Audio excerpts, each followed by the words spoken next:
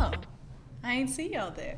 Hey y'all, it's Damica. And it's Zenebou. Welcome back to DamnBoo. Ooh, it's our 10th episode, y'all.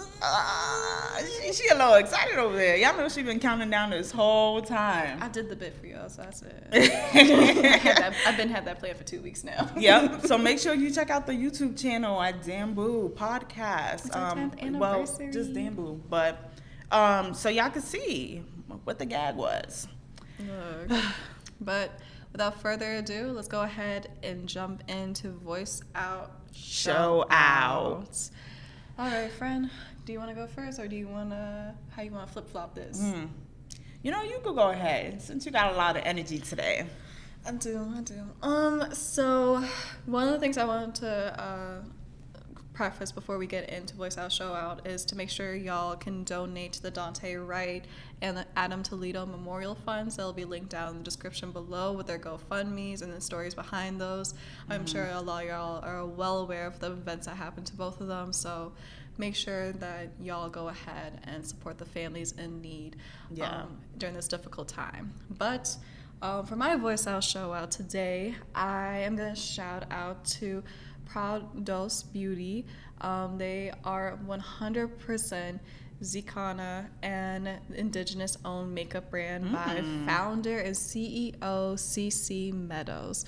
I found this makeup brand not too long ago. I think it was like last summer and everything, when they were shouting out like different small owned businesses and everything. And when I say their makeup is pigmented, She said kisses, y'all. diverse, and just rich in ingredients, and with also one of the very few indigenous brands I've really seen. Yeah, I really haven't heard a lot. Right, and Cece is doing the dang thing with continuously releasing different collections, different palettes, the blues. If you all are into real like pigmented eyeshadows, I definitely recommend go checking them out. Next paycheck, y'all already know I'm about to cough soon. So I definitely recommend in terms of the makeup community. There's so many other brands out there, the Morphe bitch. So please, please go outside your purview and check them out. Yep, get them recognized. Exactly. But yeah, my Voice Out shout out is gonna go to the Depression Project. It's a mental health service, and it's by the co-funders Matthew Baker and Danny Baker. They're brothers from Australia, and so Matthew is a professional counselor as well, and Danny is the head of marketing and strategy. And he's also an ex-depression sufferer. And so you can check them out on IG at Real Depression Project, or they have a website, thedepressionproject.com. And I thought this was just really important to kind of mention because just mental health is a lot, I feel like a lot in many different conversations, and I feel like it's not being talked about enough, or, you know, how people can find resources to, you know, overcome or, you know, kind of go through their own process of trying to heal. So they definitely offer a number of like online related resources as well as books too. And you can kind of see like how effects from one individual's, you know, story leads to projects like this. So That's dope. But yeah. All right, y'all. So for our second segment for Vent Pals, Pals, we're going to start off with a trigger warning. We're going to be talking about mental health and everything. So, and also like past traumas regarding that, depression, anxiety, and stuff. So anybody who would like to skip ahead, definitely do so. I think the time marks will be like listed down below. Yeah, we'll make sure for this episode. I'll make sure to put like a little note for me. But for today's episode, we're going to be talking about how mental health has really shaped us in our young adulthood lives, and how we still coping, we still healing, we still going through things. But yeah, it's just I feel like this was no doubt a topic that we really wanted to speak about, like whether it was going to be for a previous episode or a future episode. Like, this was something definitely that I feel like we need to talk about, and it's the fact that a lot of people are not talking about it as much, or as we've seen growing up in our childhood, it wasn't a conversation that was going on, so people didn't really know how to react, or how to make it, such a normalized conversation that people don't feel like they're an outsider. Yeah, I agree. I think with mental health, excuse me. I think with mental health, I've always kind of struggled having that open conversation, because I mean, in a lot of Black and brown families, there's not like a safe space to really talk about mental health without feeling like you're an outsider, you're crazy, or like you're like invalid for your emotions, you're too weak or whatever. Like, there's a lot of stigma surrounding mental health within those spaces that I think makes it hard for us to really talk about it. And I think, honestly, until I got to college, it wasn't until I really took like a really finite scope into my mental health. Being away from family, being away like to myself, really forced me to go really kind of just reflect into who I am and everything. I would say for me, it didn't really peak until probably towards I've always heard of mental health, and like, in school it's like, if you need to speak to someone and all that, we have people here. That was always like reiterized, but coming like full force and dealing with mental health, I feel like I didn't find that out until like my senior year of high school. And I feel like in college it forced me to try to find resources for myself in ways I can get help. And also just like, I realized too, I feel like especially amongst our friend group, there was like a period of time where we kind of realized, like, okay, I'm not the only one going through it. It seems like this is a much more common thing to get help from therapy, or seek the counseling that was on our campus. And so I don't know, to me it was like very reassuring to let me know that I wasn't by myself, but also know that, okay, I think it's just in a lot of Black and brown communities, it's not spoken at all. Like, I'm like, my parents have never talked to me about mental health at all. And even when I kind of came with my own like path of mental health, it was kind of like a mostly like a check-in, like, how are you, like, are you doing like better and stuff like that. But it never was like, and I think also too, that's with the fact of them not knowing how to handle like mental health, when or they like don't know how to handle themselves with their mental health, they're not gonna know how to handle with you. And especially them not knowing the resources that are available to people. So how could they, help me trying to find resources if they don't even know the resources themselves? So I thought that was just truthfully, I think I mean, all of us like know here that like whenever last year I went to that intensive outpatient program and everything, it was shortly after I did attempt and everything, and I remember going through that was nothing like I envisioned. Like, on like TV shows and everything, they like show like these like mental hospital health situations and everything that are like facilities that are very like sterilized, they're very like group oriented and everything, and it was group oriented for me, but I remember like that was the most I'd ever dissociated, like being around a group of people and everything, just because of the fact that at that time I felt like I don't know, it felt so weird and like isolating, because like imagine like from one day you're doing classes and everything, and then you're like fine and you're like chilling out and everything, doing homework. That the worst stressor in my mind at that time was like essays, and then like the next day suddenly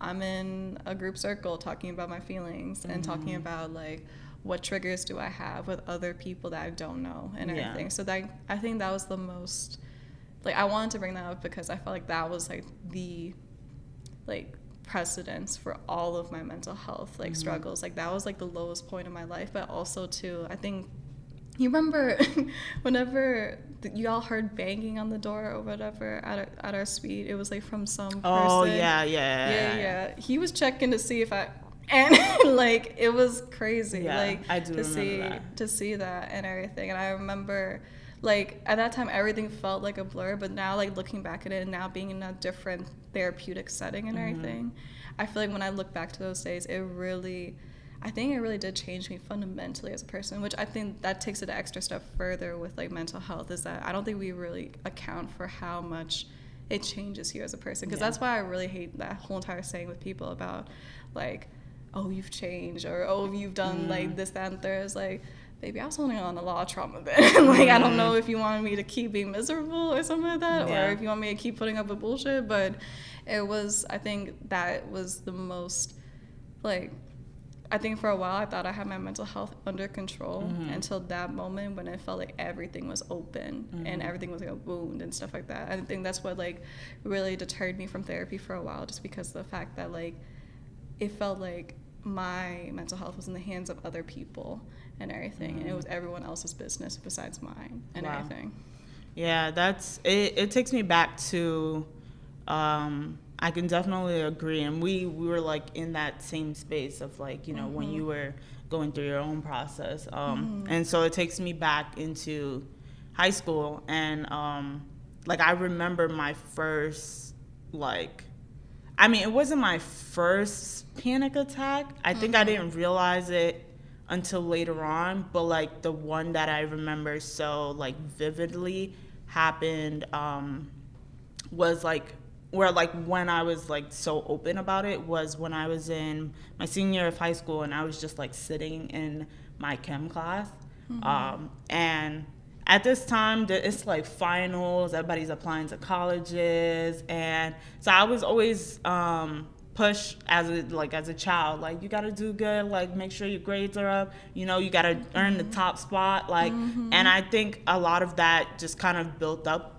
until then. And so when I was sitting in that classroom, I kind of just like just started having a panic attack, could not breathe, and I wasn't comfortable, and I didn't really let anyone know, and so I found myself going all the way downstairs. I was on the 4th floor, which is the top floor at my high school, and so I had to go all the way downstairs to the security, because I tried to go to my guidance counselor's office, but my school was, like, they had multiple positions at the time, so my guidance counselor was also working as a teacher. Well, we have two, but so I didn't see them in their office, and then I kind of just went downstairs as I'm having a panic attack, and I was just like, it was bothering me because I'm such I'm not very open.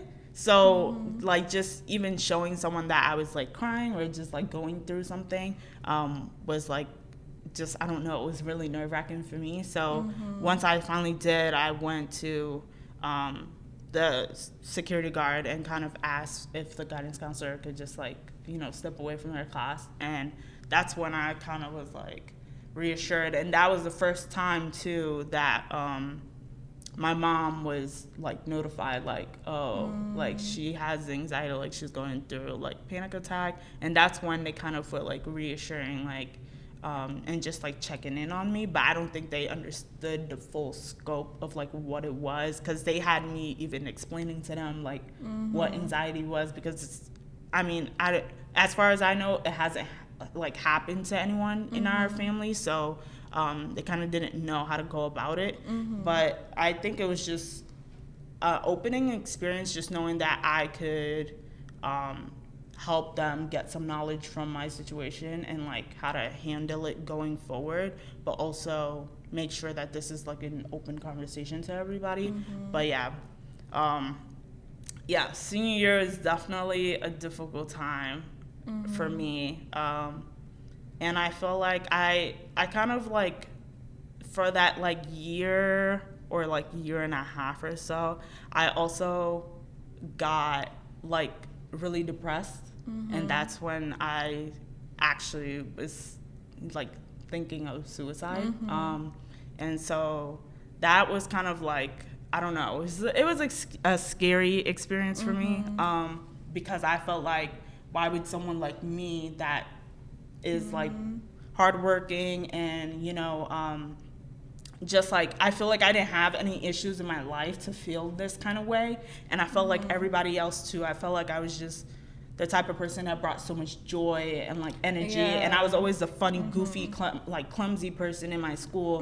And so just kind of seeing that, I had another side that was just like, it was really, I don't know. I agree. I think for the most part, I was always like seen, at least within my family, as like the one person, that the oldest daughter that's always taking care of everybody besides Same herself here. and everything. Yeah. You know what I'm saying? Like the one that's always, you know, helping out with like financial stuff, helping out with like taking care of siblings or taking care of like cousins or whatever it may be, taking care of the house while my parents were going to work and everything, on top of like school, on top of, I even remember like taking my dad's classes for him because he had to go work and everything while he was trying to get his degree and stuff like that. So like on top of it too, and then working like nonstop. That's a lot. It was a lot. I mean, and I kind of underestimated, I think at the time, of how much my body could take and everything, and how much like stress I could physically like put on and everything. I remember there was a time in high school I did not sleep for 4 days. And that was the most jarring experience ever. Like I think after like day 3 and like 2 quarters or whatever, I don't remember what happened. Like everything felt like a blur to me and everything. So, and it was because like work, school, and getting through just life and everything, and getting through like college applications, figuring out what I want to do in the future. A lot of y'all don't know, but like there was a time where I wanted to be like a doctor or whatever, and that was like a stressful thing for me, because it wasn't even because I was interested in the field of medicine. It was because I wanted to like be financially sure for my family in the future and everything. But what I will say, what's interesting about going to therapy now and everything, I've realized a lot of the behaviors that we often exhibit can be things from like we haven't unpacked in the past and everything. For sure. Like for me, it's like a whole lot of like sexual trauma and everything, and a whole lot of like guilt harboring, and I feel like your like trauma does appear within your body without us realizing it. Like I know whenever I do feel anxiety or whatever, like I feel that shit in my throat and my chest and everything, and I feel like I can't breathe. I feel like, you know, I feel very shaky, or like just something's like lodged in there that I don't know how to get out and everything. So what I remember talking to my therapist about was like, I remember feeling very out of place with talking about like suicide with her, because with a lot of like therapists and everything, they're like mandated reporters, you know what I'm saying? Like if you have to be like careful with your words, or like that's the perceived notion. But when I told my therapist, I was just like,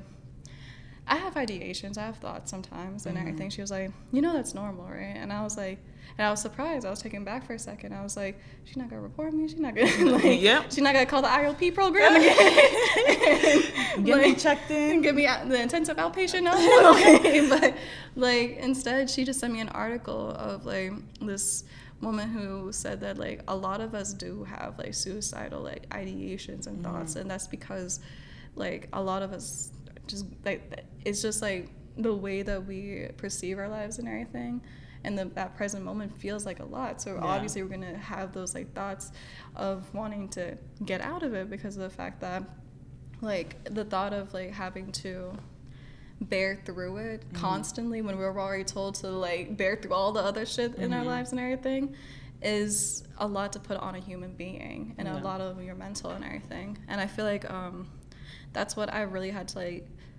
learn in terms of like nurturing myself and everything, and nurturing my mental health, because like I think for a while I used to think my past traumas were me. I used to think that I was like broken for like not being able to be super intimate with others, or like feeling like I remember there was this one guy in like Walmart or whatever who was asking me like this certain bread in the aisle or whatever. He was just like, what? He was like, do you know where the Hawaiian rolls were or whatever? Ooh. And, Hawaiian rolls. Hawaiian rolls are nice. Like I remember he was just like asking me, but the way he approached me, he like touched my shoulder or whatever.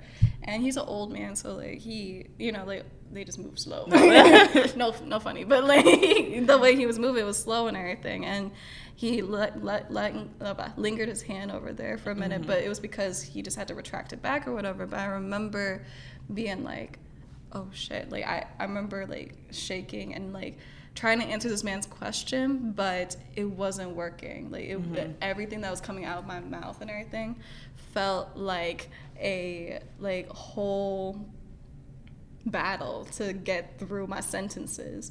And this man, he was just like, okay, sweetheart, I'm gonna get the bread, okay. And like it was, I felt so bad because I was so incoherent in that moment because of the fact that he did trigger something, you know, coming up from behind me and everything. And having to go through those experiences made me think, fuck, am I broken? Like, am I never gonna have like isn't ever gonna stop? Right? Like, and now entering like, if you had told me a year ago I would be going on like Tinder dates, or if I would be going, like, if I would be in talking to someone with such a romantic intention and everything without feeling like triggered or like on edge, exactly. Like I wouldn't believe you, but I think because of therapy, like I really am feeling more like myself than I've ever been, you know? Yeah, I think too, a lot of what helped me, and this is my first time saying that I was even suicidal at one point. I've never really shared that with anyone. That part I kind of like kept to myself, except for like therapists and stuff like that. But I think, especially for someone who's not as open or doesn't like love sharing all the details, you don't like bearing it up. You know, I mean, I don't want to expose myself, but it was really nice just having people that I felt comfortable with help me through the situation. And so I went to the same, like in our last episode we talked about like our schools and stuff, so I went to the same school for middle school and high school, and I've genuinely like built so many great relationships in that school, and those were the same people that have helped me through everything, especially through the beginning phase of like when I was trying to realize my mental health. I don't want to give like any specific names, but you know, shout out to who you are. Right. You already know who you are.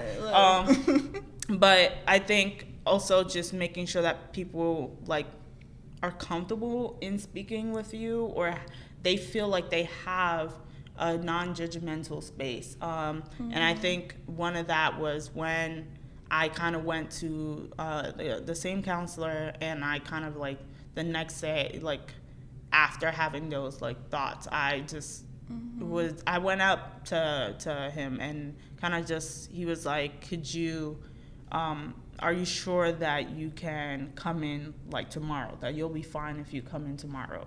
And I don't know why, but that's the one thing that I could like really remember for sure, that just like kind of like made me like reassure to myself like, yes, I can do at least tomorrow. And just like also too, we had like during like, we do like these, I don't know what it's called particularly, I kind of like forgot, but we do like these speeches through our school about like colleges and like just us growing up as individuals through, you know, middle school, high school, whatever it was, and getting ready for college. And I shared my story of anxiety, and I thought it was important because, especially in seeing someone who's always just very like, you know, just outward, like always joking and like, you know, just like you from the outside looking in, you would think that, oh, like it's completely fine, like best life ever. And I kind of also still don't understand too as to kind of why I felt like, I was just kind of like, why did it happen to me? Because I felt like I was completely like just fine. But you know, it happens, and it It can happen at any time. And I think just allowing yourself to actually speak about it, I think that actually helps a lot. And so, like, you know, I haven't been to therapy in a while, but the last time I had therapy was, I want to say, probably like sophomore or freshman year here on campus. And she made me realize, too, that I didn't realize for a while for myself. She was like, well, do you think you are kind of like getting anxious again and, you know, having like increasing anxiety levels due to being a black student in a white, like predominantly white campus? And I never she made me think about that without me ever having to think about it. And so that's how, you know, I was kind of just pushing things away. And I think speaking just helped me realize like where I was like trying to like bring my like focus and attention to, and what I was running away from as well. So I relate to that wholeheartedly. I think oftentimes there was like moments throughout like my mental health journey, there's a lot of things that I don't like to admit to myself or whatever, or didn't like to. Like whenever I was in like a really toxic relationship and everything, I did not admit that he was the problem. I didn't admit that like all the things that I was like experiencing, like from anxiety to depression to like crying constantly and everything, and feeling just like absolute shit about my self-esteem and like my body image and everything. I didn't realize that it really came from just being in a toxic environment with somebody who wasn't good for me and wasn't like helping me grow as I should and everything.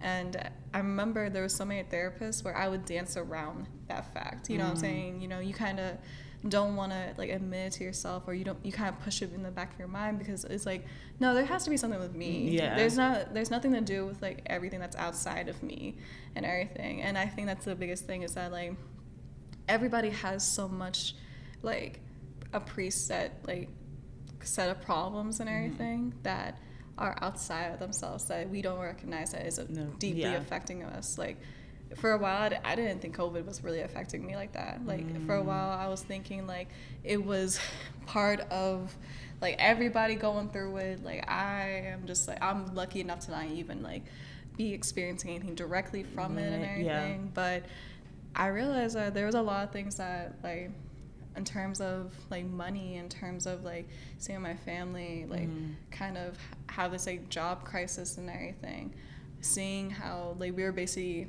having like a repeat of what was going on in high school whenever I was going through that time period of like lowness and having to spread myself so thin that was coming back again. I didn't realize that was affecting me. I usually thought it was just like, Damica, like you need to like have a better sleeping schedule, you need to do self-care. And I think that's like the band-aid fix, you know what I'm saying? Like we often think that like, I think we have like this idea of self-care of being like capitalized to a point where we're like, just put on a face mask, baby, you'll be okay. And it's like it's like so much more than that. It's like you got to work from the inside out and just like figure out what it is that you as an individual or like what's the root of the problem, where you're trying to get at and where you're trying to understand.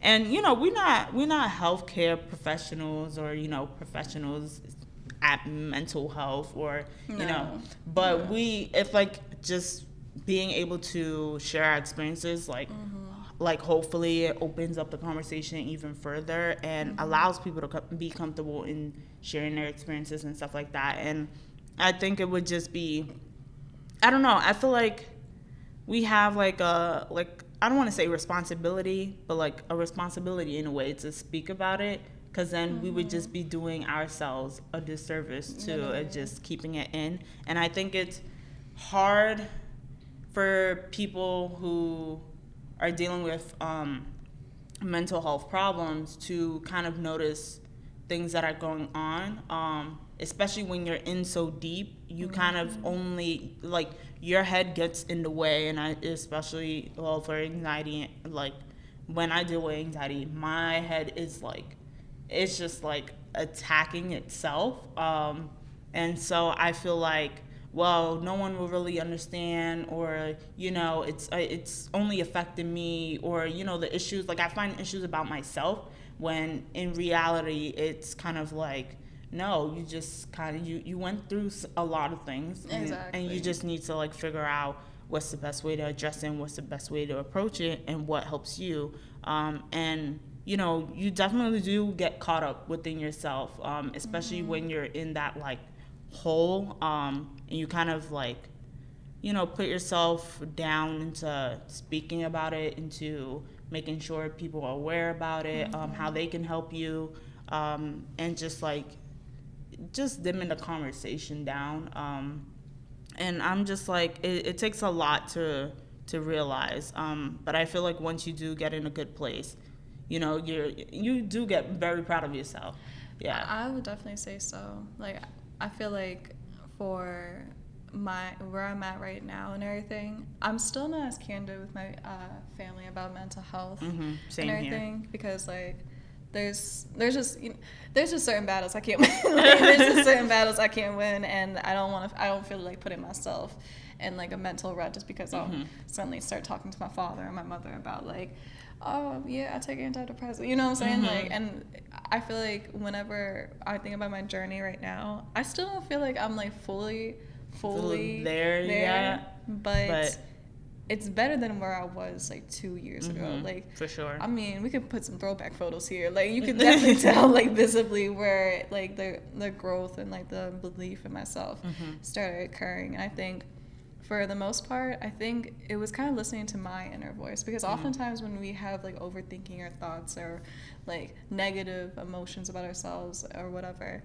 it's often not our voice that's saying that. Yeah. It's often like people who have said that to us before, that or said it around us before, and that we've internalized. Yeah, it just feeds into your head, and that's all you can really think about. Exactly. Like, my body, like the way I see it and everything, is like, if I start saying some really nitpicky stuff about my weight or whatever, I know it's not me. I know it's my mother's voice. I know it's like my auntie's voice or whatever. You know, I know it's like different people within my life who have also experienced those insecurities and projected those onto me. So I think it's just figuring out how to delineate it, but at the same time, I think the biggest thing I can really leave off with that is don't expect yourself to have everything figured out right now. Like, for sure. You are like, I mean, for most of y'all, I don't know how old y'all are, but like, I'm assuming y'all are pretty youngins. So, I mean, even if you're on the older side too, it just life.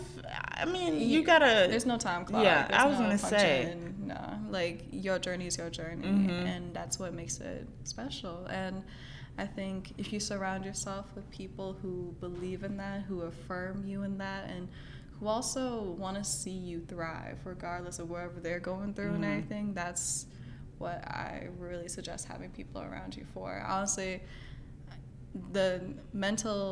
breaking that barrier with my mental health took me realizing that I didn't need to be by myself in that journey. I could have other people with me. So yeah, I did, but you know, also just realizing too, there are many resources out there, and you know, some people kind of, you know, recommend, or you know, what you see in movies too is just being in mental health institutions, and sometimes that's not the case, or being given medication right away.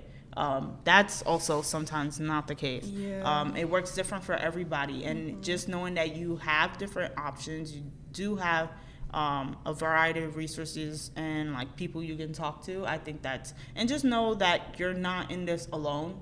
I think we often like close ourselves and, you know, make it feel like we're the only one going through it, but then if you realize and have a conversation about it, you don't realize how many more people around you are going through, you know, similar or some of the same experiences as well, or something that you could just relate to in general in this whole like realm of mental health. But yeah, it's just, man, it's a lot. It's a lot to unpack, but I think as you start unpacking it, you can start feeling more in control of it and power yourself through and it. That's the thing, control. control, y'all, and believe. But that wraps up for Ven Pals. But let's go ahead and move on to our favorite messy girl, the Shamble Diaries. So we'll see y'all in Shamble Diaries. What messy topics we got today? You can go start with your Mr. Colton Gay. Oh. Mr. Colton the Gay. Ooh. Ooh. I can't. This one had me, I don't know, but if y'all don't know who I'm talking about Colton from The Bachelor. Y'all, if y'all didn't tune into that season, I mean, I really wasn't into The Bachelor up until I feel like that season. Up until I got to college, I wasn't honestly, I was like, I wasn't really into that, but I did see his season. It was pretty crazy. It sure was. It was so messy. There's a lot that you just like. I don't understand. He wasn't the one that jumped over the fence. Oh no, he was the one that jumped over the fence. I can't believe that. Yeah, but okay, so if y'all probably heard by now or just seen that Colton came out as gay in an interview in Good Morning America, and so that just happened like out of nowhere. Then it followed up with he's possibly having a Netflix deal. And it's, highlighting his, basically some people are calling it, it's going to be like the gay guide, or I said, child, please. I was like, he just came out 32 seconds ago and he already got a deal. I'm flabbergasted. Flabbergasted, bro. But it's like, it's wild because it's like, how does a man, I mean, first off, I'm not going to disregard. I'm glad he was able to speak out and that he was comfortable in sharing, his sexuality and being open with it. But how is it that a male with like white privilege keep going. Yeah, I'm tripping over my words, but how is it that just like a male with white privilege that I feel like, and I can't speak on, the queer community, but I feel like wouldn't go through as much problems, or the problems of people in the Black and brown queer community do not even like see any type of opportunity. Yeah, and so I was gonna be like, I'm so confused as to why he's the one that's getting a Netflix deal, why he's the one that's being represented to kind of do this gay guide. And first of all, there is no guide into being gay. That doesn't even make sense. Look, I know I just came out, but like, and there's the queer community. But my thing is, it's like the experience that he experiences as a gay man, a white gay man, is very completely different. I hate to say this, but y'all, like, he literally just came out of the closet, and Netflix was like, welcome, here's your deal. And what I don't get about it is that, like, even though I think there's a special place for these stories with Black and brown queer communities and everything, like shows like Pose and stuff like that, I still don't understand why I can't see Black and brown queer folks like doing a damn thing. Just why being, they not getting a Netflix like deal? Literally just being, because like when I see them in others like settings with like, whether they on like Law and Order SVU and suddenly they die because of like some crazy murder case or whatever, or like on Pose, like seeing them go through trauma. I get that there's a special place for like saying those stories and making sure we liven up the history behind them, but it's just like, I just want to see like 2, 3, however many gay folks from the Black and brown community just being happy and just living out their lives, and we have a lot. Colton, he did not give me a narrative. Like, he doesn't give me personality. He gives me the man that punches holes into the walls. Like, that's what he does. I was like, he gives me, I'm very angered. But I was just gonna say, couldn't we find a better representation, someone who's been advocating for the queer community for as long as they, been trying, or someone that's a very active member and I feel like we just need representation at this point. We gotta keep saying this again. I'm damn tired, but especially I feel like we could have a better role model with someone like his ex, and the things that he's gone through, stalking. I'm not going to go into the detail, but he did some trifling things out there, and now he's getting his own Netflix deal. But that's it on its own. We're gonna really quickly go through the situation with the popos, the cops, and fuck 12. Yep. Well, I'm not saying that all right now, but we just want to talk about, the recent, police brutality and the shootings that have been taking place, especially with Daunte Wright.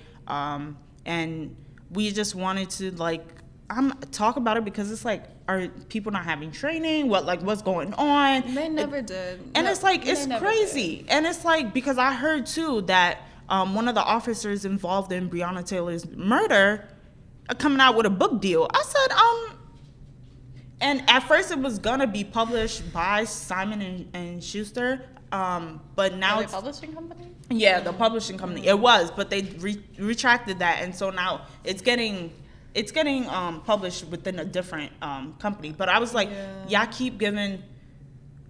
We're not holding these cops accountable. They're not doing their time. They're not getting their we are not getting justice for the crimes that they commit, and I don't think it ever will, no matter what lawsuit settlement. Yeah. Literally, what I don't understand about it is the fact that each and every time that y'all have this case running around and with all these details, all these facts and all that stuff. What I don't understand is that y'all literally find every way to discredit what actually took place. Because I kept seeing an article saying that the car exhaust from George Floyd's death or whatever was one of the causes of death. No, the man was on his neck. I don't understand, and he was suffocating him. I don't understand why we trying so hard to dancing discredit. Around in circles, trying to literally everybody in that case is going to hell, and everybody who is apologizing for the police or trying to figure out excuses for the police officers. Fuck that. My thing is, if you're gonna be in the force or whatever, there should be no fucking reason why you would mistake your fucking gun for a taser. How the fuck does that happen? There was no reason for that. And for Adam Toledo, this young boy who literally wasn't doing anything, and he still got his life taken away. That's what I don't understand about y'all. We'll figure out some type of way to justify the police's actions because they're made to serve and protect. Baby, they were never made to serve and protect us. They were never made to serve and protect anybody who would call out on their bullshit because they're a corrupt system. And that's all I gotta say about that. But yeah, and it's they're never being held accountable for the actions that they take. It's never the right amount of I feel like I don't know the word, it's not coming to me right now, but they're not getting the same amount of degree of being held. Make sure they're getting maximum time for a crime that they did that, it should be justifiable. But we just gonna move on to that, and we're gonna wrap it up. Take a breather with mention and intention. See y'all there. All right, y'all. Now we're here for mention and intention. My friend, what do you want to mention your intention for today? Guys, I just want to say, if y'all could ever go recall the previous episodes and see how many times she called me friend, she don't know me. My thing is, but that's besides the point. It's a friendly tear. Don't do that. What I wanted to say was just take the time to focus on yourself and what you need. I feel like that's very important. Oftentimes we focus on things that other people need or other expectations people want us to live by. And so I feel like if you continue doing that, you kind of hinder your mental health in a way. And so, definitely that's I feel like that's important, just to get to know yourself as a person, as an individual. And if you are ready, talking to someone can definitely be an option. I feel like that's really important. If you find that you know someone you're comfortable enough to speak with, it can hopefully, help them understand what you're possibly going through, or what ways they can help you, achieve a better mental state. And so I just kind of wanted to make sure I also give out like the National Suicide Prevention Lifeline number as well, for those who may need it or ever need it. It's 800-273-8255. But what is it that you want to share? My overall message is to say, I'm pretty sure I've mentioned this in other episodes, but I think this applies especially to the topic that we were talking about, is that healing isn't linear. And I am still grappling with this my own, so pardon me if I try to go through this, but healing as in that it isn't like an uphill battle. It isn't something that you constantly have to progress through, and something that you always have to make like mile high like achievements with, because some days you are gonna be fucking down, some days you are gonna be like feeling really shitty and everything, but that doesn't mean you're not healing. That doesn't mean you're not making progress and everything, because progress in your journey is yours. Like, it's nothing, like there's no measure, there's no optimal way of going about how you're gonna heal from your traumas, from your past and everything. There's nothing you can change from the past, but there's a lot of things that you can do in the present to help you feel better within the future and everything. So even though I know it's really hard for a lot of us to say this out loud, but be as unapologetic as possible with your journey.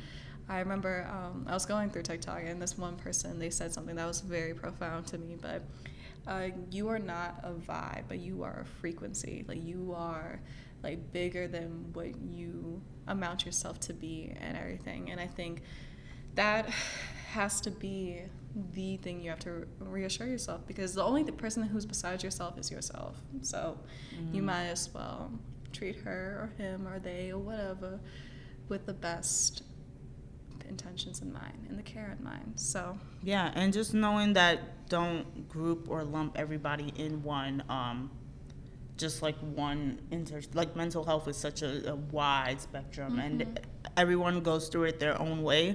So realizing that not every individual is going to react this way, or it's you have to kind of basically cater to what the individual's needs are.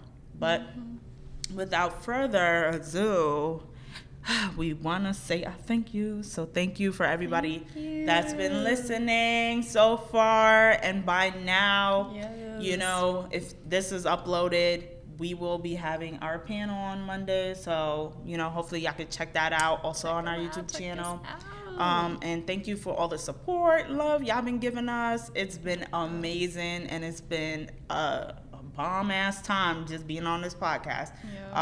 And thank you to our team, Skylar Figueroa, our marketing manager, Alexis Metcalf, our videographer and editor and sound engineer for today as well. And thank you also to Kim Knopf, who's not here, who is our sound engineer. And also to Waveform and everybody and anybody. Yep. And most of all, thank y'all for tuning in once more and sticking out with us, I guess, through season 1 of this podcast. But we're not done yet. We're not done yet. So until then, y'all, peace, love. That's it. I love you. And happiness. I think that's what she meant. That's what it was. I love you. Bye. Bye.